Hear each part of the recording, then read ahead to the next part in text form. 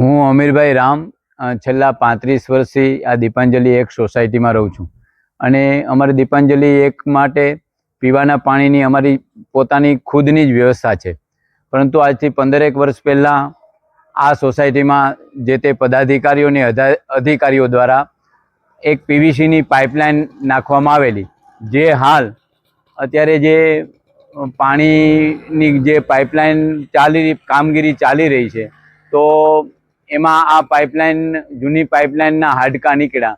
એટલે અમને એમ થયું કે આ શા માટે, એમ કે આ જે જૂની પાઇપલાઇન હતી છતાં પણ આ નવી પાઇપલાઇન શા માટે નાખવામાં આવી, અને આ પાઇપલાઇનમાંથી તો એક ટીપું પાણી અમને ક્યારેય મળેલ નથી. તો આનો ખર્ચ શા માટે ડબલ કરવામાં આવ્યો અને પ્રજાના ટેક્સના નાણાંનો શા માટે દુર્વ્યય કરવામાં આવે છે?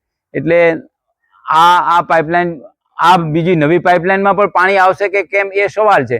પણ જૂની પાઇપલાઇન હતી તે નીકળતા અમને પણ કુતૂહલ સર્જાણું કે જૂની પાઇપલાઇનમાંથી તો એક ટીપું પાણી અમને મળેલ નથી અને આ નવી પાઇપલાઇન દ્વારા મળશે કે કેમ એ એક સવાલ છે. અને પ્રજાના ટેક્સના પૈસા શા માટે બરબાદ કરવામાં આવે છે, એ બધા આ કોર્પોરેશનમાં અમે એક સવાલ કરીએ છીએ કે શા માટે આ પ્રજાના નાણાંનો દુર્વ્યય કરવામાં આવે છે. 15 વર્ષ પહેલા જે પાઇપલાઇન નાખેલી હતી, પાઇપલાઇનમાં પાણી ક્યારે આવેલું હતું? એમાંથી એક ટીપું પાણી અમને ક્યારેય મળેલ નથી. ફક્ત જે તે વખતે જે તે પદાધિકારીઓ, અધિકારીઓ અને કોન્ટ્રાક્ટરો દ્વારા આમાં આ ઝાડ બિછાવી હતી અને આજે પાછી આ કામગીરી કરતા એમાંથી એના ટુકડાઓ જોવા મળ્યા. 15 વર્ષથી તમને કોઈ પાણી મળેલું કોર્પોરેશનનું? અમારે કોર્પોરેશન, અમારું પોતાનું સ્વતંત્ર એકમ છે જ. અમારે પોતાનું પાણી, ત્યાં કૂવો અને પાણીનો ટાંકો ત્યાં આવેલા છે, એટલે એમાંથી અમારે એ પાણી લેવાની જરૂર પડતી નથી અને પાણી પણ ક્યારે આવેલું નથી.